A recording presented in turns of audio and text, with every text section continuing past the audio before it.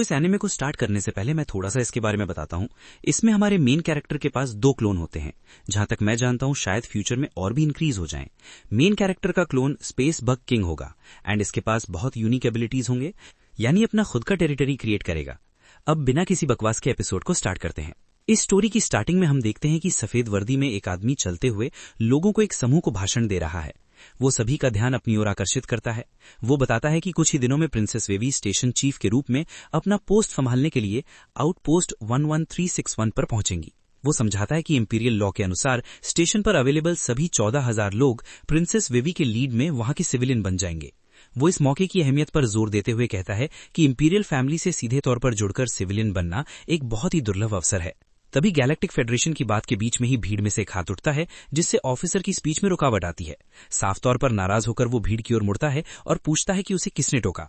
Blue uniform में एक young man, जिसका हाथ अभी भी ऊपर उठा हुआ है, अपना परिचय वोंग शाओ के रूप में देता है, जो वेपन्स इंजीनियरिंग डिपार्टमेंट में सीनियर मैकेनिकल इंजीनियर है। वो आदमी वोंग शाओ के पास आता है और उसे घूर कर देखता है। वो सवाल करता है कि आखिर एक ड्वार्फ इस आउटपोस्ट पर कैसे आ गया। वोंग शाओ कॉशन के पोस्चर में खड़ा होकर ऑफिसर को जवाब देता है कि उसकी लंबाई 1.80 मीटर्स है और अर्थ पर इसे छोटा नहीं माना जाता। वो आदमी हैरानी से पूछता है कि एक अर्थिंग को क्या रिपोर्ट करनी है। वांग शाओपांग ने थोड़ा डरते हुए रिपोर्ट दी कि आउटपोस्ट के एम्यूनिशन का स्टोर, मतलब वेपन्स के एमो एंड गन पाउडर बहुत कम हो गया है और प्रिंसेस वेवी की सेफ्टी इंश्योर करने के लिए ये जरूरी है। ऑफिसर ने वोंग शाओ की बात काटते हुए चिल्लाकर कहा, साइलेंट। वो आदमी वोंग शाओपांग को डांटने लगा और सवाल किया कि सप्लाई डिपार्टमेंट के मामले कब से वेपन्स इंजीनियरिंग के एक ड्वार्फ की रिस्पॉन्सिबिलिटी बन गए। युवक को समझ नहीं आया कि क्या कहे। उसने जवाब देने की कोशिश की, लेकिन उसे तुरंत चुप करा दिया गया। ये ऑफिसर शाओपांग को बौना कह रहा है बिकॉज शाओपांग की हाइट 1.80 मीटर्स है, जो कि अनदर प्लैनेट के लोगों के लिए बहुत कम हो सकती है, बट हमारे अर्थ पर ये 5.10 फीट हुए। ऑफिसर ने अभी भी वोंग शाओ की ओर नफरत से देखते हुए कहा कि कल से उसका transfer basic maintenance team, cleaning clash repair team में किया जाएगा और वो उसे दोबारा अपनी शक्ल न दिखाए। यंग मैन अवाक रह गया और ऑफिसर को जाते हुए देखता रहा। फिर वोंग शाओ की ओर पीट करके उस आदमी ने मीटिंग खत्म होने की अनाउंसमेंट की और कमेंट किया कि एचआर डिपार्टमेंट कंट्रोल से बाहर होता जा रहा है। ऑफिसर और पिंक एंड व्हाइट यूनिफॉर्म वाली एक वुमन हॉलवे में चल रहे थे। तभी उस वुमन ने फ्रंट लाइन से एक नई रिपोर्ट आने की सूचना दी। ऑफिसर ने उसे बोलने का ऑर्डर दिया। वुमन ने बताया कि 12 लाइट ईयर दूर एक और आउटपोस्ट पर जिंगलोंग स्पीशीज ने हमला किया है। उसने ऑफिसर से पूछा कि क्या उन्हें कुछ तैयारी नहीं करनी चाहिए। ऑफिसर ने अपनी चिन पर हाथ रखा। थॉटफुल होकर उसने सोचा कि क्या ये वही जिंगलोंग स्पीशीज नहीं है जो यूनिवर्स में घूम घूम कर एडवांस लाइफ फॉर्म्स का हंट करती है। फिर उसने वुमन को कंसोलेशन देते हुए कहा कि चिंता की कोई बात नहीं है। उसने समझाया कि 12 लाइट ईयर के भीतर कम से कम 8 आउटपोस्ट्स हैं, इसलिए अभी चिंता करने की उनकी बारी नहीं आई है। अधिकारी ने कहा कि इस समय मेन जॉब ये इंश्योर करना है कि प्रिंसेस का अपॉइंटमेंट सेलिब्रेशन स्मूथ रूप से हो। वुमन ने कंफर्मेशन की कि वो समझ गई है। आदमी ने उसे इस जानकारी को दबाने के लिए कहा ताकि ये प्रिंसेस के कानों तक न पहुंचे और कोई अनावश्यक परेशानी न खड़ी हो। अब वोंग शाओपांग एक बेसिक मेंटेनेंस यूनिफॉर्म में हॉलवे में चल रहा था। अचानक उसे धक्का लगा और वो जमीन पर गिर गया। ब्लू यूनिफॉर्म वाले एक यंग मैन ने वोंग शाओफैंग से माफी मांगी कि उसने उसे देखा नहीं और क्लैरिफिकेशन दिया कि वो बहुत छोटा है। नॉन ह्यूमन यूनिफॉर्म लोगों का एक ग्रुप वोंग शाओ के पास आया। किसी ने कमेंट की कि मेंटेनेंस टीम 2.5 मीटर से अधिक लंबे नए लोगों से भरी है और उसे चेतावनी दी कि वो कुचले जाने से बचने के लिए सावधान रहे। वोंग शाओ के आसपास के लोग उसका मजाक उड़ाने लगे। एक ने पूछा कि क्या ये वही अर्थिंग है जिसने र्यूमर्स के अनुसार स्टेशन चीफ के सामने बकवास की थी। दूसरे ने कमेंट किया कि उसके जैसे बौने के साथ एक ही टीम में होना डिस्गस्टिंग है और उसे अर्थ पर वापस जाने के लिए कहा। हमारा प्रोटैगनिस्ट कमेंट्स को इग्नोर करते हुए उठा और अपने डोम रूम के दरवाजे की ओर चल दिया। उसने दरवाजा खोला। फाइनली अपनी जगह पर होने से राहत महसूस हुई। वोंग शाओफैंग अपने डोम रूम में एंटर हुआ, जो बेहद गंदा था, और निराशा के साथ स्थिति को देखा। उसे याद आया जब उसने अपने माता पिता से अर्थ पर वापस लौटने की बात कही थी, कहते हुए कि उसे उनकी याद आती है। वोंग शाओफैंग की यादों में उसके पिता ने हाथ में चाकू लिए उसे डांटा था और कहा था कि विक्टिम बनने का नाटक बंद करो और अगर वो कार्यों को पूरा नहीं कर सकता तो उसे भूल जाना चाहिए कि वो मौजूद भी हैं। इस बीच हमारे हीरो की मां उसे शांत करने की कोशिश करती हैं। वोंग शाओपिंग को याद आता है कि उसके पिता कितने डरावने हैं। फिर कुछ समय बीतता है और वोंग शाओपिंग के हाथ में एक नोटपैड है जिस पर उसके पिता द्वारा लिखे गए गोल्स की लिस्ट है। शादी करना, 10 बच्चे पैदा करना, 100 दोस्त बनाना और कम से कम 1000 स्क्वायर मीटर का एक बड़ा घर खरीदना। और लिस्ट के नीचे एक वार्निंग है कि अगर वो इनमें से कुछ भी नहीं कर पाता है तो उसके पिता मान लेंगे कि उनका कोई बेटा नहीं है। हमारा हीरो लिस्ट को देखकर डिसअपॉइंटेड हो जाता है और बोलता है कि ऐसा लगता है कि अर्थ पर वापस जाने का कोई रास्ता नहीं है। आउटपोस्ट के पार्किंग एरिया में भीड़ इकट्ठा हो गई और वहां चिल्लाने लगी, प्रिंसेस आ रही है। जैसे ही भीड़ ने चीयर्ड किया और चिल्लाया, your excellency princess. Silver hair और पर्पल ड्रेस वाली एक ब्यूटीफुल यंग वुमन स्पेसशिप से उतरती है। प्रिंसेस अब सॉलिड ग्राउंड पर भीड़ को उत्साहपूर्वक उसका स्वागत करते हुए देखती है। वो गैलेक्टिक एम्पायर की पॉपुलर प्रिंसेस वेवी है। भीड़ उसका नाम पुकारती है और उसके लीडरशिप के लिए सपोर्ट की अनाउंसमेंट करती है। प्रिंसेस सभी के सपोर्ट के लिए धन्यवाद करती है और रेड कार्पेट पर चलती है। साथ में ब्लॉन्ड हेयर और स्टाइलिश शील्ड वाला एक टॉल स्ट्रॉन्ग मैन है। उसका इंट्रोडक्शन ली के ड्यूक के इंपीरियल रॉयल नाइट के रूप में दिया जाता है। प्रिंसेस विवी प्राउडली भीड़ को एड्रेस करती है और खुद को गैलेक्टिक एम्पायर की 133rd प्रिंसेस के रूप में पेश करती है। भीड़ में 2 लोग प्रिंसेस पर कमेंट करते हैं। एक अफेक्टेड दिखता है कि वो नई स्टेशन चीफ है, दूसरा उसके लिए अपने कॉन्टिन्यूअस सपोर्ट की अनाउंसमेंट करता है। प्रिंसेस सेटिस्फाइड होकर बोलती है कि आखिरकार उस दिन उसका अपना एरिया और पीपल है। वो खुद को एक इलेजिटिमेट प्रिंसेस मानती है, लेकिन बोलती है कि उस दिन वो रियल पावर वाले कुछ रॉयल पीपल में से एक बन गई। प्रिंसेस सोचती है कि हालांकि आउटपोस्ट थोड़ा रिमोट है, लेकिन ये डिस्ट्रिक्ट मिनरल रिसोर्सेज से प्रॉस्परस है, जिसका मतलब बहुत सारा प्रॉफिट्स। प्रिंसेस अब थोड़े एरोगेंस के साथ आम लोगों को कड़ी मेहनत करने का आदेश देती है ताकि उसके लिए थ्रोन सेफ हो सके। ली के उसे वार्निंग देता है, बोलता है कि ये जगह इंपीरियल कैपिटल की तरह नहीं है और उसे अपने वर्ड्स और एक्शन से अटेंटिव रहने के लिए कहता है। प्रिंसेस इरिटेटेडली जवाब देती है कि वो पहले से जानती है और उसे हर समय याद दिलाने की जरूरत नहीं है। और खैर वो एक ऑरा को ज्यादा देर तक नहीं बनाए रख सकती क्योंकि वो फ्लोर पर किसी चीज से टकराकर गिर जाती है। मुझे ये देखकर काफी सुकून मिला और हंसी आई। प्रिंसेस का ऑरा माइनस हो गया। ली के प्रिंसेस विवी के पास घुटने टेक कर पूछता है कि वो ठीक है। उसे चिंता होती है कि क्या किसी ने उसे गिरते हुए देखा। प्रिंसेस दर्द से कराहती है, कंप्लेन करती है कि बहुत चोट लगी है। वो घुटने के बल उठती है और पूछती है कि वो कौन बेवकूफ था जिसने वो ट्रैश हॉलवे में फेंक दिया। ली के बोलता है कि अगर वो गलत नहीं है तो प्रिंसेस के गिरने के पीछे द अपराधी वही आदमी होना चाहिए। वो वोंग शॉ पैंग को देखता है जिसकी पीठ उनकी तरफ है और वो लॉकर में टूल रख रहा है। प्रिंसेस विवी जो अभी भी गिरने से चिढ़ी हुई है, कंप्लेन करती है कि आउटपोस्ट एलीट लोगों से भरा होना चाहिए और सवाल करती है कि क्या वो आदमी भी आउटपोस्ट का मेंबर है। ली के वोंग शॉ पैंग को देखता है और बोलता है कि उसके कद को देखते हुए वो एक प्रिमिटिव अर्थिंग होना चाहिए। प्रिंसेस विवी वोंग शॉ पैंग के पास आती है, उसे छोटू कहकर उसका नाम पूछती है। वोंग शॉ हाथ में औजार लिए प्रिंसेस विवी की ओर मुड़ता है और पूछता है कि क्या उन्हें कुछ चाहिए। प्रिंसेस विवी वोंग शॉ पैंग को ऊपर से नीचे तक देखती है और हमारे हीरो की ब्यूटी पर मोहित हो जाती है। वो फ्लोर पर पड़े एक बैकपैक की ओर इशारा करती है और वोंग शॉ पैंग से पूछती है कि क्या ये उसका है। वो कंफर्म करता है। प्रिंसेस विवी वोंग शॉ पैंग के पास आती है और उस पर उसे गिराने का ब्लेम लगाती है। वो डिमांड करती है कि वो उसका कंपनसेट कैसे करेगा। हमारा हीरो घबरा जाता है और माफी मांगता है, बोलता है कि उसका ऐसा कोई इंटेंशन नहीं था।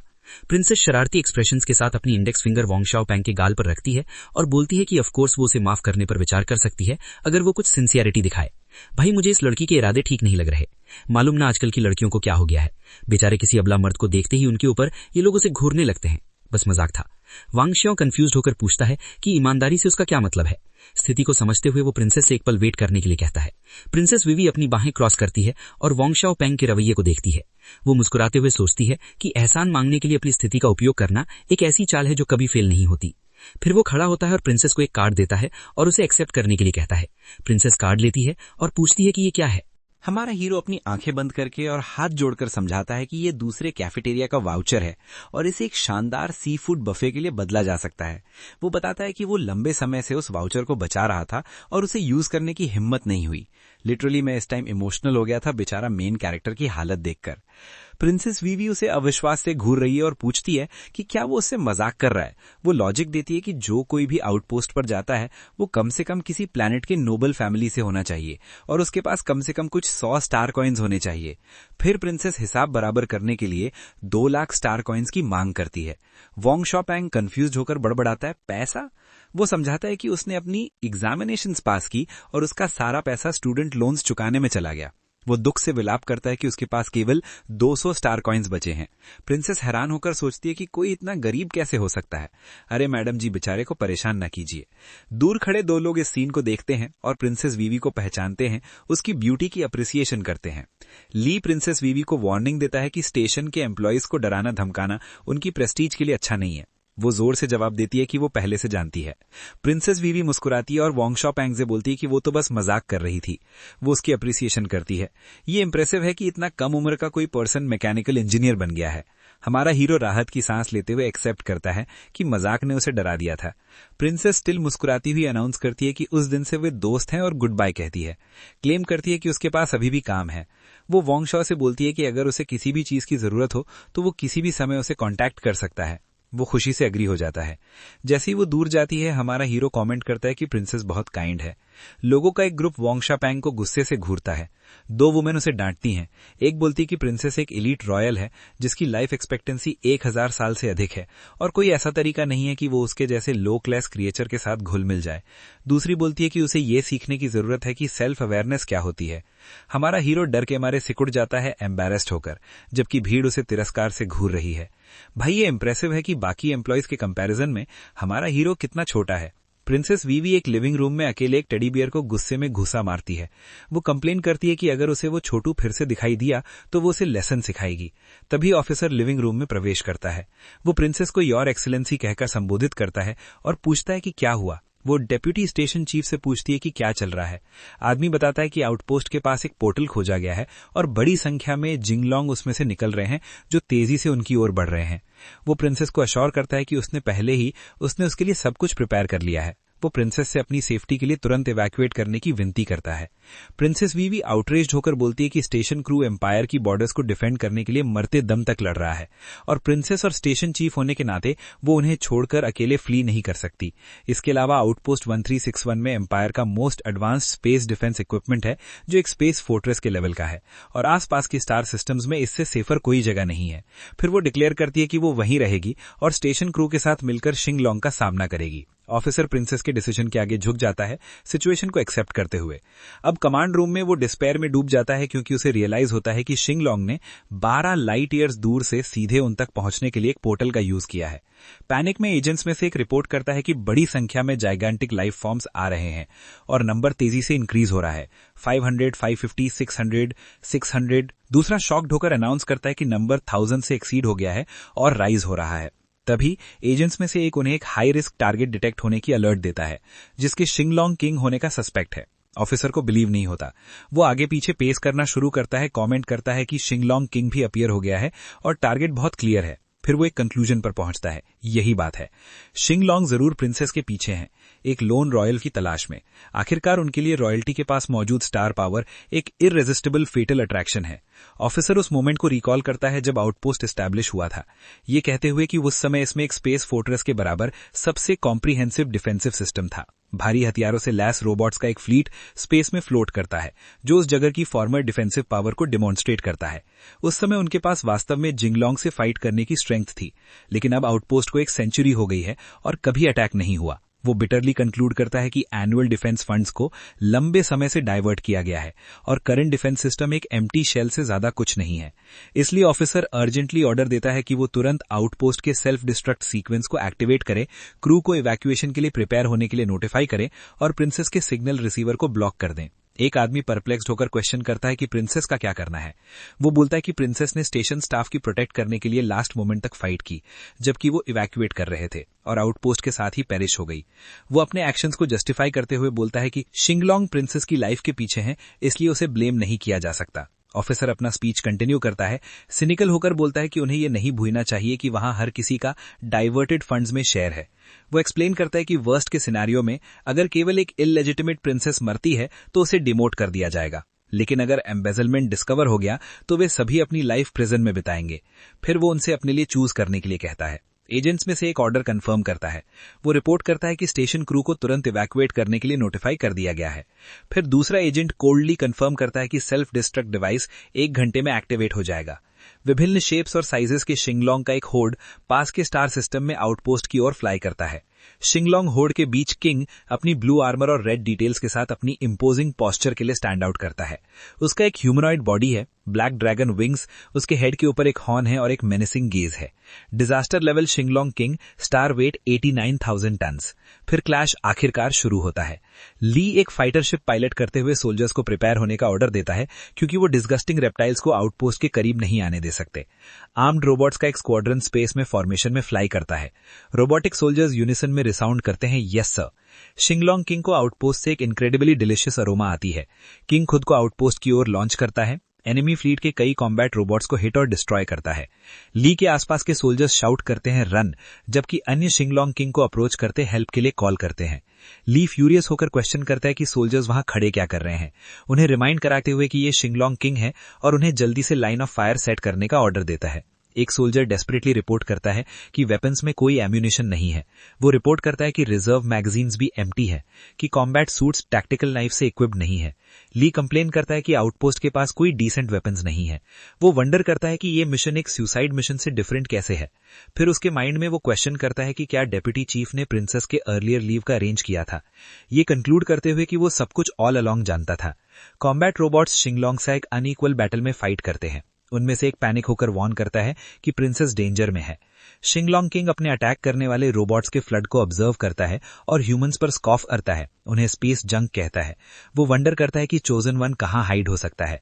दूर से आउटपोस्ट को ऑब्जर्व करते हुए शिंगलोंग किंग कंक्लूड करता है कि वे वहीं हाइडिंग है। शिप के अंदर ली के मॉनिटर्स वॉच करता है और उसे एक अलर्ट मिलता है कि हाई एनर्जी वाला एक लाइफ फॉर्म अप्रोच कर रहा है। किंग आ रहा है। ली फ्रस्ट्रेट होकर कर्स करता है और उन्हें इमरजेंसी इवैक्यूएशन के लिए प्रिपेयर होने का ऑर्डर देता है। शिंगलोंग किंग आउटपोस्ट पर इन्वेड करता है, अपने पाथ में एक रोबोट को डिस्ट्रॉय कर देता है और उन्हें अपने रास्ते से गेट आउट होने का ऑर्डर देता है। आउटपोस्ट के कम्युनिकेशन सिस्टम पर एक मैसेज अनाउंस करता है कि लोकेशन सेल्फ डिस्ट्रक्ट करने वाला है और सभी को ऑर्डरली फैशन में इवैक्यूएट करने के लिए कहता है। सोल्जर्स पैनिक में आउटपोस्ट के थ्रू रन करते हैं क्योंकि उनके चारों ओर एक्सप्लोजन्स इरप्ट होते हैं। ली प्रिंसेस वी के साथ रन करता है, उसे एस्केप पॉड की ओर गाइड करता है और वॉर्न करता है कि इसे लॉन्च किया जाने वाला है। फिर वे विंडो से बाहर देखते हैं और एस्केप पॉड पहले ही लोकेशन लीव कर रहा है। प्रिंसेस वी और ली के शॉक्ड होकर अपने एस्केप के ओनली मीन्स को फ्लाई अवे देखते हैं। अभी भी स्टेशन के अंदर ली के फ्यूरियस है। वो डेप्यूटी चीफ को कर्स करता है, उसे शिंगलोंग के साथ मरने के लिए वॉर्न करने के लिए डिस्पिकेबल कहता है। प्रिंसेस वी पूछती है कि उन्हें क्या करना चाहिए। वो पैनिक में ली का शोल्डर होल्ड करती है और उससे जल्दी कुछ थिंक करने के लिए कहती है। ली के डिस्टॉर्ट होकर सिचुएशन पर लेमेंट करता है, पूछता है कि वे उस पॉइंट पर क्या कर सकते हैं। तभी हमारा हीरो लिंपिंग और अपने आर्म में कास्ट के साथ अप्रोच करता है। प्रिंसेस वी डेस्परेटली वंडर करती है कि क्या वे वहां डाई हो जाएंगे। वोंग शाओ अप्रोच करता है और उसे सरप्राइज्ड होकर देखता है। वो प्रिंसेस से पूछता है कि वो अभी भी वहां क्यों है। फिर हमारा प्रोटैगनिस्ट ली के बैग पर कैरीड प्रिंसेस वी को एड्रेस करता है और कहता है कि वो लकी है कि उसे वो मिल गया, अदरवाइज वो वहां स्टक हो जाती। प्रिंसेस पूछती है कि क्या उसके पास उन्हें वहां से गेट आउट करने का कोई वे है। वोंग शाओ स्टेट करता है कि ऑफकोर्स वे फ्रेंड्स हैं और उसे अश्योर करता है कि वो उन्हें सेफली वहां से निकाल लेगा। प्रिंसेस रिजॉइस होती है रिलीव्ड होकर। ली के वोंग शाओ से पूछता है कि वो हर्ट कैसे हुआ। वोंग शाओ इंजरीज को डाउन प्ले करते हुए बोलता है कि ये नथिंग सीरियस था और ये सिर्फ केयरलेसनेस थी। फिर वो आउटपोस्ट में एक एरिया की ओर पॉइंट करता है, ये कहते हुए कि ये प्रोडक्शन एरिया है जहां कुछ स्पेस शटल्स जो अभी तक डिलीवर नहीं किए गए हैं स्टोर्ड है। वोंग शाओ ली और प्रिंसेस वी को अपने प्रोटेक्टिव सूट्स पहनने के लिए कहता है। एडवाइस देता है कि वो डेस्टिनेशन कोऑर्डिनेट सेट कर लेगा। प्रिंसेस वोंग शाओ की प्रेज करती है, कहते हुए कि वो सरप्राइजिंगली रिलायबल है। हमारा हीरो प्राउडली रिटोर्ट करता है, उसे अंडर एस्टिमेट ना करने के लिए कहता है क्योंकि उसने एक सीनियर मैकेनिक के रूप में आउटपोस्ट की रिगरस सिलेक्शन प्रोसेस को पास किया है। ली के और प्रिंसेस वी अब स्पेस सूट्स पहने हुए वॉच करते हैं कि वोंग शाओ एक कंट्रोल पैनल ऑपरेट करता है। प्रिंसेस वी अपने बॉडीगार्ड से कहती है कि केवल 2 स्पेसशिप्स हैं। लिकाय सजेस्ट करता है कि वो शिप पर बोट करें, लेकिन प्रिंसेस हेजिटेट करती है। लिकाय प्रिंसेस के साथ आर्ग्यू करता है कि वे रॉयल्टी और नोबिलिटी है और अर्थ जैसे प्लैनेट के एक प्रिमिटिव की कंपैरिजन में उनका लाइफ स्पैन्स बहुत लग है। वो कहता है कि अगर वो वोंग शाओंग के बारे में गिल्टी फील करती है तो वे बाद में उसके फैमिली को ऑलवेज कॉम्पेंसेट कर सकते हैं। वोंग शाओंग अपने आर्म में कास्ट और क्रचेस का यूज करते हुए डिले के लिए अपोलोजाइज करता है और उन्हें प्रोसीड करने के लिए इनवाइट करता है। यार मैं रोने वाला हूं, तुम लोग उसके साथ ऐसा नहीं करने वाले हो ना, राइट? लेकिन स्पेसशिप एरिया में पहुंचने पर वो प्लेस को एम्प्टी पाता है।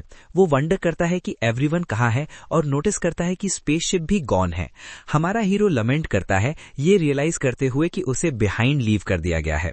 वोंग शाओंग वंडर करता है कि क्या वे उसे शिप में स्क्वीज नहीं कर सकते थे क्योंकि वो इतना बिग नहीं है। आउटपोस्ट के कम्युनिकेशन सिस्टम पर एक मैसेज अनाउंस करता है कि self destruct sequence countdown phase में एंटर कर लिया है।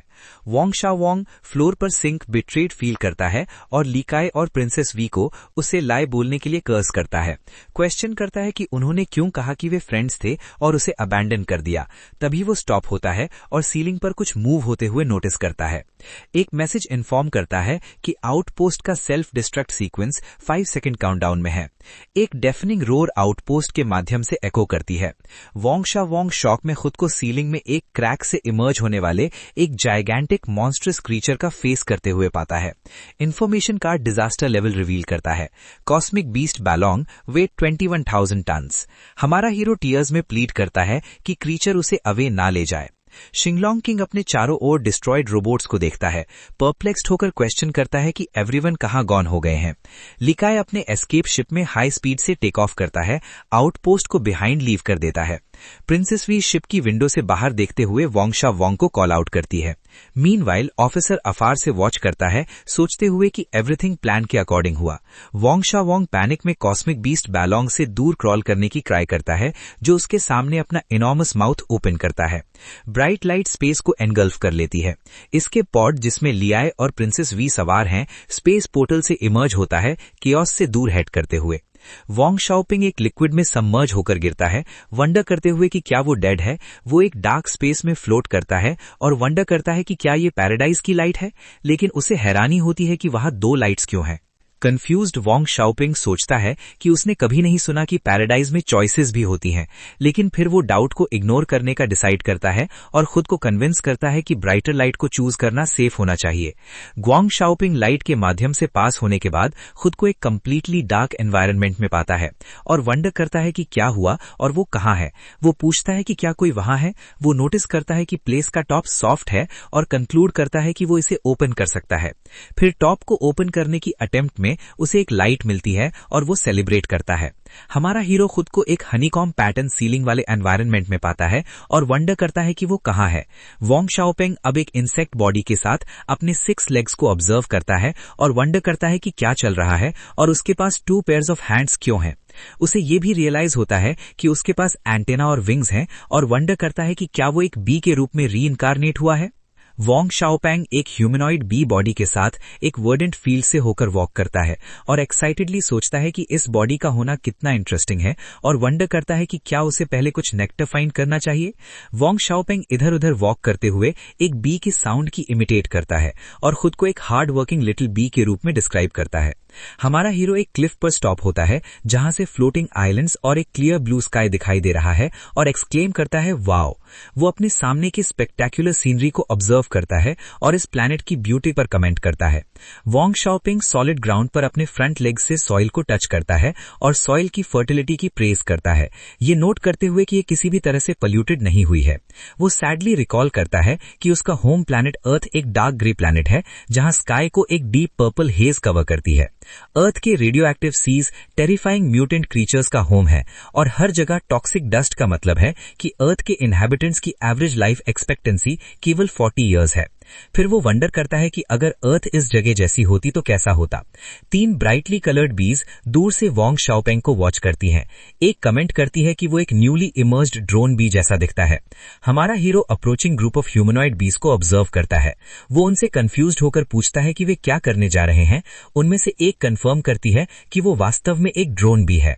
ह्यूमनॉइड बीज वोंग शाओपिंग से फैसिनेटेड हैं। एक कमेंट करती है कि ये फर्स्ट टाइम है जब उसने इतना स्मॉल ड्रोन देखा है। दूसरी सजेस्ट करती है कि वो क्वीन से बॉर्न होने वाला फर्स्ट ड्रोन होना चाहिए। एक और भी डिलाइटेड होकर एक्सक्लेम करती है कि वो बहुत क्यूट है। हमारा हीरो पूछता है कि क्या वे उसके बारे में बात कर रहे हैं। बीज वोंग शाओपिंग के पास क्यूरियसली अप्रोच करती हैं। एक उसका नेम पूछती है, दूसरी एक क्यूरियस लुक के साथ पूछती है कि क्या वो उसे टच कर सकती है। छोटा सा गाय उसे मिल रही अटेंशन से ऑकवर्ड होकर अपना इंट्रो वोंग शाओपिंग के रूप में देता है और एक स्माइल के साथ सोचता है कि वो कितना पॉपुलर है। वोंग शाओपिंग चीक्स फ्लश बीज को उसे टच करने की अलाउ करता है, कहते हुए कि अगर ये सिर्फ एक टच है तो ओके है। फिर एक बी वोंग शाओपिंग के चीक को स्क्वीज करना शुरू करती है और एक्सक्लेम करती है कि ये बहुत सॉफ्ट है, कमेंट करते हुए कि उसकी स्किन बहुत नाइस लगती है। फिर ह्यूमनॉइड बीज का एक ग्रुप वोंग शाओपिंग के ऊपर पाइल अप हो जाता है, जो हेल्प के लिए क्राई आउट करता है। एक और भी कमोशन को नोटिस करते हुए पूछती है कि वे क्या कर रहे हैं और उन्हें रिमाइंड कराती है कि उन सभी के पास वर्क है। एक भी पैनिक होकर वार्न करती है कि वे क्वींस गार्ड्स हैं। दूसरी बीज उसे फ्राइटेंड होकर देखती है। क्वींस गार्ड एक स्टर्न एक्सप्रेशन के साथ उन्हें बैक टू वर्क जाने का ऑर्डर देती है। इन्फॉर्मेशन कार्ड उसका डिजास्टर लेवल रिवील करता है। क्वीन बी गार्ड बीली वे 9000 टन्स। बीज जो वोंग के ऊपर थी उठती हैं और यस रिसाउंड करती हैं और अपना वर्क कंटिन्यू करने के लिए रन करती हैं। मीनवाइल हमारा पुअर हीरो ग्राउंड पर लेटा हुआ ये पता लगाने की ट्राई कर रहा है कि अभी क्या हुआ। बीली कमेंट करती है कि वो एक प्रॉब्लम थी। हमारा प्रोटैगनिस्ट रिलीव्ड होकर बोलता है कि उसने सोचा कि वो डाई होने वाला है। बीली वोंग शाओपिंग को देखती है और पूछती है कि क्या वो न्यूली इमर्ज्ड ड्रोन भी है। वो फ्लाइट लेती है और वोंग शाओपिंग को उसे फॉलो करने का ऑर्डर देती है, कहते हुए कि वो उसे क्वीन को देखने ले जाएगी। वोंग शाओपेंग ऑर्डर से सरप्राइज्ड होकर बीली को फ्लाई अवे होते हुए वॉच करता है। अपने विंग्स को देखते हुए वो बोलता है कि उसने अभी तक फ्लाइंग ट्राई नहीं की है। फिर ग्रेट डिफिकल्टी के साथ वो अपने विंग्स फ्लैप करने की ट्राई करता है। हमारा हीरो फाइनली खुद को एयरवे लॉन्च करता है और एक्साइटेडली एक्सक्लेम करता है जैसे ही वो कंप्लीटली क्लमजीली फ्लाई करता है। लेकिन रुको, एक पुअर गाय की जॉय शॉर्ट लिव्ड है। पुअर थिंग एक ट्री ब्रांच से क्रैश हो जाता है। मीनवाइल दूसरी भी सिचुएशन पर लाफ करती हैं। एक उसकी रेकलेसनेस पर कमेंट करती है फर्स्ट टाइम इतना अनकंट्रोलेबली फ्लाई करने के लिए, और बोलती है कि उसे अंडरस्टैंड नहीं आ रहा कि वो इतना एक्साइटेड क्यों है। दूसरी लाफ करती है सिचुएशन को फनी फाइंड करते हुए और कमेंट करती है कि ये सरप्राइजिंग नहीं है क्योंकि हर किसी का फर्स्ट टाइम होता है। फिर कुछ टाइम पास होता है और बीज एक जायंट ट्री के ऊपर एक ह्यूज हनीकॉम्ब शिप स्ट्रक्चर पर अराइव करती हैं। हमारा हीरो पूछता है कि क्वीन यहीं रहती है।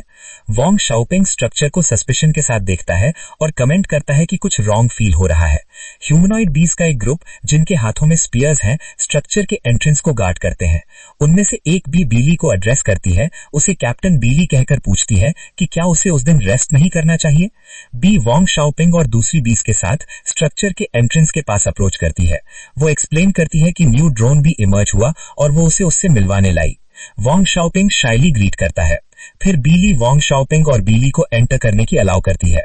वोंग शाओपेंग स्ट्रक्चर में एंटर करता है और उसका ग्रीट एक कॉरिडोर द्वारा किया जाता है जो ह्यूमनॉइड बीज से भरा है जो उसे स्टेयर कर रही है। हमारा हीरो वर्कर बीज से सराउंडेड क्वेश्चन करता है कि सभी वर्कर्स फीमेल क्यों हैं और अन्य ड्रोन्स कहाँ हैं। बीज में से एक पूछती है कि क्या उसे नहीं पता था। एक एक्सप्लेन करती है कि हाइव में 3000 से अधिक बीज हैं लेकिन वो ओनली ड्रोन है। या जैसा कि मैंने एक्सपेक्ट किया था, अब हम सभी जानते हैं कि ये हमें कहां ले जाने वाला है। वो फिर स्टेट करती है कि क्वीन के अलावा बाकी सभी उसकी सिस्टर्स की तरह वर्कर बीज हैं। वोंग शाओपेंग शॉक्ड होकर सोचता है कि 3000 से अधिक वर्कर्स सभी फीमेल हैं।